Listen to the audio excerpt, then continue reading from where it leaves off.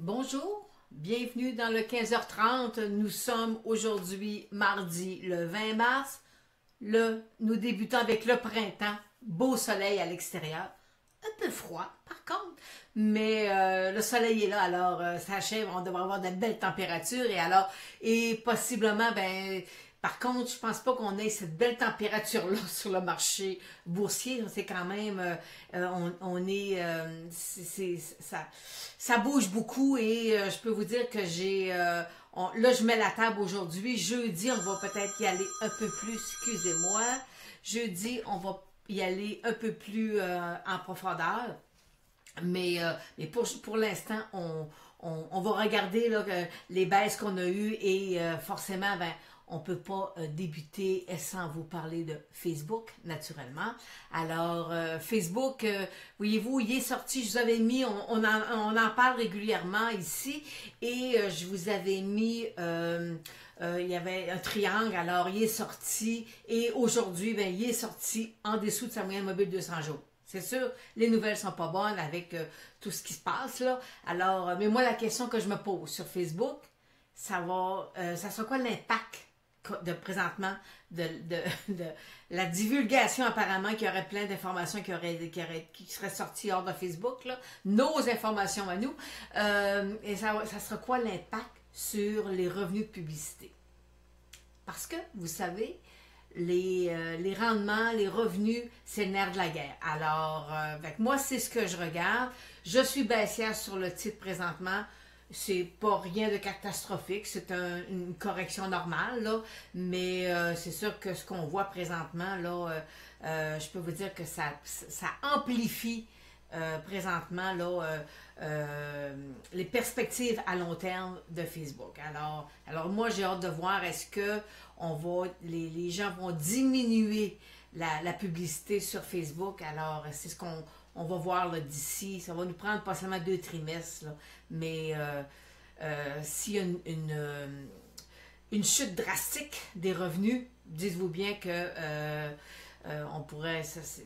ça pourrait être dommageable pour Facebook.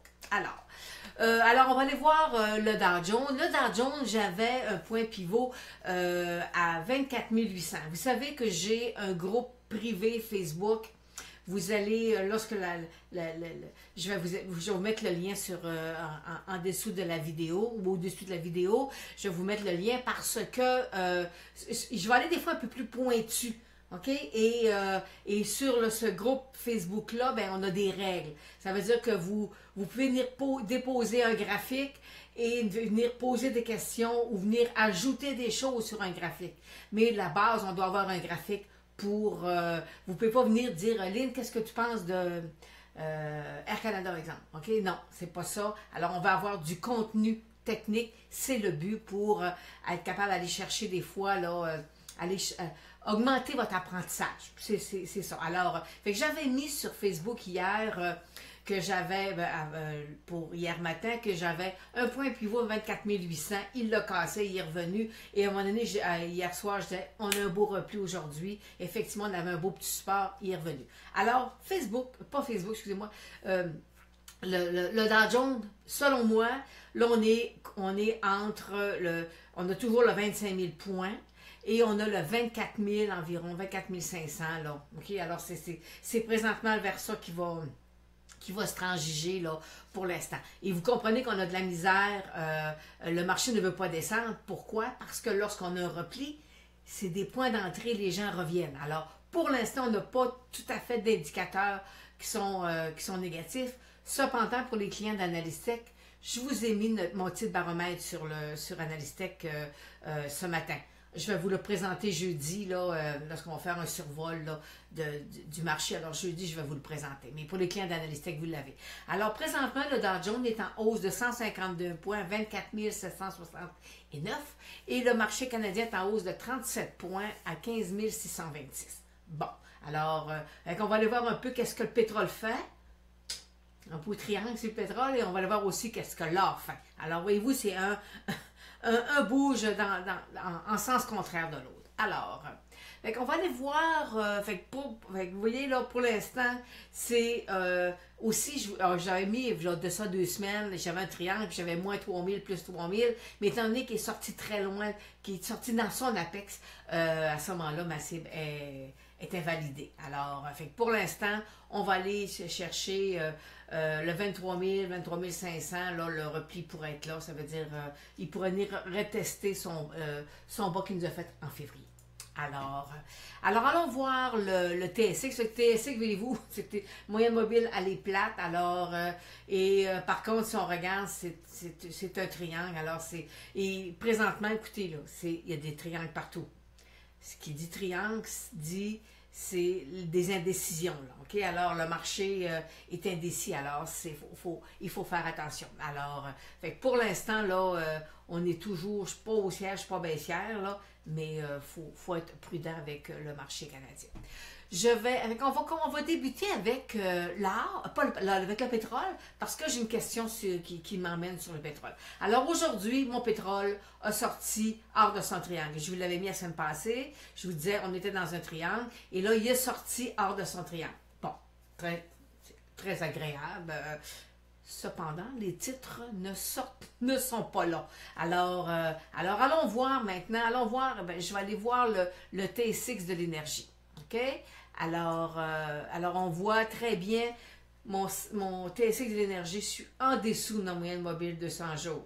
Mes moyennes mobiles 8,34 pourraient se croiser à la hausse, mais j'ai un très beau support. Bon, alors, c'est pas négatif, c'est juste que le marché n'est pas encore prêt à partir.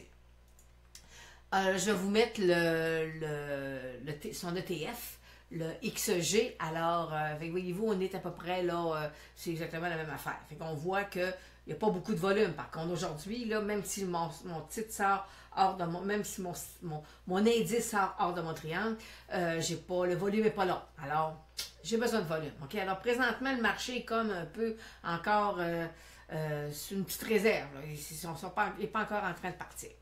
Et j'ai Frédéric qui me demande Enbridge. Bon, écoutez, là, il y avait des bons rendements, puis il y a possibilité avec ce titre-là de réinvestir le dividende. En tout cas, bon. Et moi, c'est pas quelque chose qui m'appelle de le réinvestissement du dividende quand j'ai un titre qui est en train de descendre. Oui, vous allez réinvestir, là, vous allez racheter des parts plus basses, mais c'est pas selon moi, là, présentement, c'est pas pertinent. Il a cassé son support à 42, il est présentement à 38, et là, je vais aller voir, je vais regarder, je vais vous mettre le graphique à long terme. Et j'ai un autre support, j'ai un support à 38 présentement. Et s'il cassait ça, qui est quand même, on a resté quelques temps sur le support, là, à ce moment-là, c'est plutôt négatif sur le titre de Enbridge pour l'instant. Alors pour moi, c'est pas un achat. Alors, ils sont dans le pétrole et gaz, OK? Ils n'ont pas juste... Et là, j'ai eu beaucoup de questions sur un petit titre.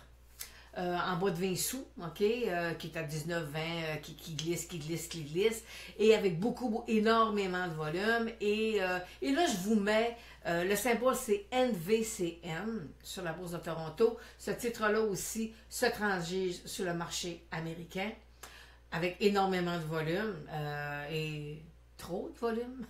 Alors, c'est un titre qui est dans le secteur biomédical, en tout cas dans le secteur, vous savez, le secteur le plus spéculatif, là. Et là, je veux juste vous faire une petite mise en garde. Lorsque vous allez voir un titre là, qui il descendait, un beau couloir baissier, c'était super beau, puis le volume apparaît. Lorsqu'on vous avez une valeur, je vais vous marquer une BV, là, book value, une valeur comptable négative, une valeur comptable négative. Moi, j'ai marqué book value négatif. Écoutez, touchez pas parce que, bon, présentement, ils ont reçu un avis début janvier qu'ils vont devoir sortir du marché américain. Là. C'est un titre qui va s'en aller sur le pitching. Alors, c'est ça. C'est pour ça que le volume, il y a des ventes, il y a plein de choses. Moi, je vous dis, ne touchez pas. Quand vous voyez une valeur comptable négative, je vais vous dire que ça va prendre du financement, ça va prendre des bonnes nouvelles. Puis dans ce cas à lui, si les nouvelles n'étaient pas nécessairement joyeuses. Alors, fait que c'est ça. Fait que c'est... il y avait du volume, je peux vous dire, sur le marché américain, ça en était épeurant. Alors, changeons complètement de sujet. Allons voir Linda qui me demande un ETF, un PowerShare.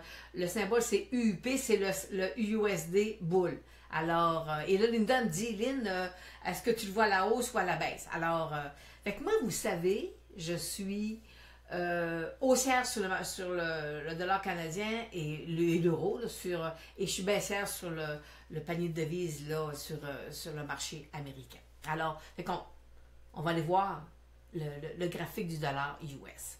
Et regardez le dollar US. Présentement, regardez, première chose, ma moyenne mobile de 200 jours, elle est baissière. Fait que moi, j'ai un objectif à 84, le prix du dollar US. Bon. Alors, fait que là, mais ma moyenne mobile est tellement baissière que ça va y en prendre pour être capable de faire une inversion puis de repartir à la hausse. Alors, fait que moi, je ne suis pas haussière, Linda, sur le dollar US. Et je vais aller vous mettre le dollar canadien. Et, vous savez, le panier de devises, c'est une partie des différentes monnaies, mais c'est l'euro qui a quand même la plus grosse position. Alors, si le marché américain stagne, ben on devrait aussi, nous autres, stagner aussi. Fait que là, si on voit, fait qu'on voit que le marché américain il a fait dans un couloir, fait que le marché canadien a glissé, et comme l'euro aussi. Alors, mais je suis haussière sur l'euro et le dollar canadien. Alors, lorsqu'il va percer hors de son couloir baissier, là, à ce moment-là, il va devenir, il devrait partir à la hausse. Puis regardez l'immense couloir, ce qui a duré. Lorsqu'il a corrigé, ça a pris, je pense, ça a pris 1 an et demi avant qu'il reparte à la hausse. Alors, fait que moi, je suis pour l'instant baissière sur le dollar US, et aussi, si les temps sont durs sur le marché américain, ils vont laisser tomber le devise justement pour être capable d'exporter. Alors, fait que c'est des stratégies, là. C'est de la business, autrement dit. Transat, on m'avait posé une question, puis je vous avais présenté le triangle, et là, il a sorti, puis voyez-vous, ça a pris 4 jours, puis le titre a perdu plus de 20%, là, alors, fait que il est sur un petit support, est-ce que c'est un achat? Non, en dessous, moyenne mobile 200 jours, oubliez ça, on va le laisser, pour l'instant, c'est pas un achat, nullement, le titre de Transat. Étienne me demande McKesson, qu'est-ce que j'en pense de McKesson? Bon, puis là j'ai un blanc de mémoire, je sais qu'ils ont fait une acquisition, ils sont dans la distribution là, de produits pharmaceutiques là, pour les pharmacies, puis ils ont fait une entente avec, où ils ont acheté, puis excusez-moi, j'ai un blanc de mémoire. Alors, et là McKesson, voyez-vous, j'ai un très beau support à 130. Puis présentement, là, il est en dessous de sa mobile 200 jours. Alors, s'il cassait le support à 130, le titre pourrait descendre encore un peu plus profondément. C'est comme ça, moi, que je vois le titre de McKesson. Alors, c'est pas un achat pour moi.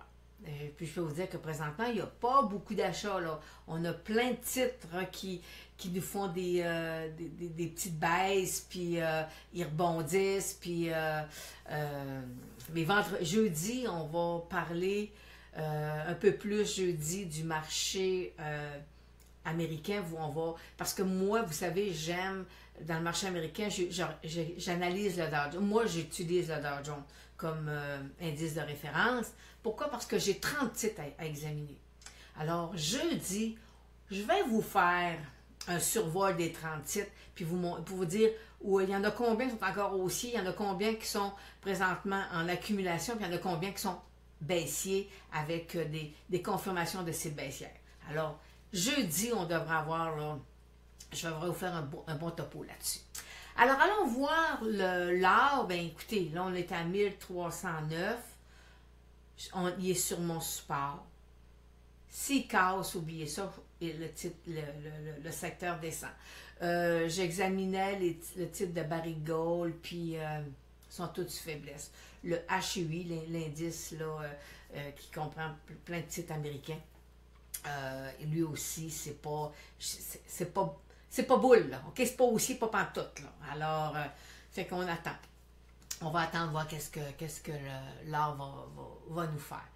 Et ce qui m'amène à vous parler d'un titre orifère, c'est Benoît qui me demande, Lynn au Cisco. Qu'est-ce que tu penses de Cisco? Ben, je pense qu'il glisse doucement, doucement, doucement, puis laissez-les glisser. Pour l'instant, le volume, voyez-vous, on n'a presque pas de volume. Le volume est très faible. Alors, il n'y a rien à faire pour l'instant sur... il y a pas... Ça prend du volume. Puis, présentement, je peux vous dire, là, on n'est pas très gâté au niveau du volume. Là. C'est pas extraordinaire. Fait que c'est... faut y aller dans le secteur orifère, faut faire attention. Alors, fait que on va aller revoir présentement mon Dow Jones, je suis en hausse de 121 points à 24 732. Alors, je suis à 25 000 puis 24 500 à peu près là. Okay, c'est mon barème là, qui présentement il devrait se promener à l'intérieur. Et mon marché canadien est en hausse de 32 points. Mon or est à 1309 et mon pétrole est à 63,50. Alors mon pétrole est sorti hors de mon triangle. Alors, mais là, il faut que les titres suivent. Parce que j'ai plusieurs titres sur Analystech où j'ai des cibles à la hausse, mais présentement, je dois attendre une inversion de ma tendance. Là. Il faut que le volume revienne et que les titres repartent à la hausse. Alors fait que je vous invite à venir voir à venir nous trouver sur notre Facebook privé parce que ça me permet à moi d'être plus pointu. OK? Puis, fait qu'on a un code là pour lorsque vous posez des questions. Fait que ça permet aussi aux autres personnes du groupe d'apporter leur information parce que en fin de semaine, j'ai quelqu'un qui a mis un graphique et il y a quelqu'un qui connaissait le titre, puis le gars, le dividende avait été suspendu. Fait que voyez-vous, ça s'est fait en l'espace de 30 minutes. La personne avait eu l'information sur un titre qui semblait intéressant à cause du dividende, mais qu'en réalité, c'était tout autre chose. Alors, fait que voyez-vous, fait que c'est ça, on peut s'entraider là, parce que je ne suis pas tous les titres, mais parfois il y a des titres qui m'échappent. Alors, fait qu'on peut en parler à ce moment-là. Alors on se revoit jeudi. Puis là, je vous fais jeudi un survol des titres du Dow Jones qui, selon moi, aura un bon potentiel. Et après ça, ben, je vais vous parler de mon stock de référence sur le marché américain. Alors, au plaisir de vous revoir jeudi et j'attends vos questions. Alors, à la prochaine.